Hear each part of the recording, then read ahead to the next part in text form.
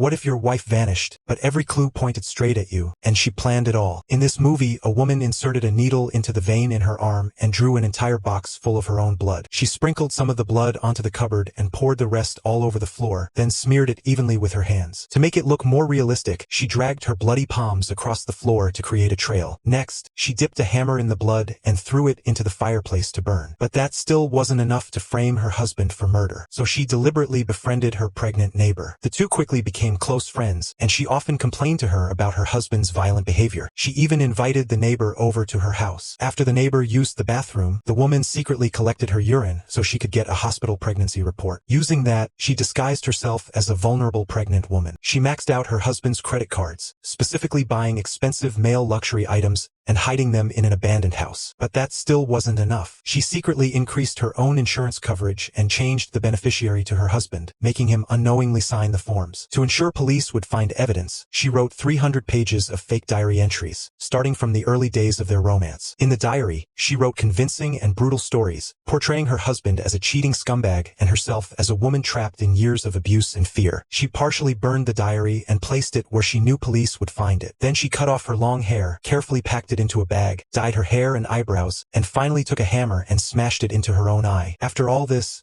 she completely vanished from public sight. When her husband returned home, he instantly sensed something was wrong. The house was in chaos, and his wife was nowhere to be found. Before he could process it, police sirens blared outside. Officers entered and searched every room. They soon found bloodstains on the cupboard and took him to the station for fingerprinting. He explained that he met his wife, Mimi, 5 years ago. She was not only beautiful and kind, but also a Harvard-educated novelist. They fell in love and got married. Now, with her sudden disappearance, he had no clue what was going on. All their property, the house, car, everything, was in Mimi's name. Police later found a mysterious envelope in her room and showed it to him. He said it was part of Mimi's usual scavenger hunt game, something she did every wedding anniversary to strengthen their bond. He quickly solved the first clue and went to his office, where he found the second clue left by Mimi. Police also found a piece of women's clothing there, joked about his taste, and put it in an evidence bag. The second clue led to a place called the Brown House, but he claimed not to know where that was. That night, he secretly drove to a small wooden cabin and found the third clue sitting on the table. He had clearly lied to the police. Just then, a detective arrived at the door. He had followed the husband to the cabin. While chatting with the officer, the husband quickly hid the clue and said it was just his father's old cabin that he visited weekly. He claimed the house was blue, not brown, saying the brown clue was actually referring to his father's name, which was Brown. So technically,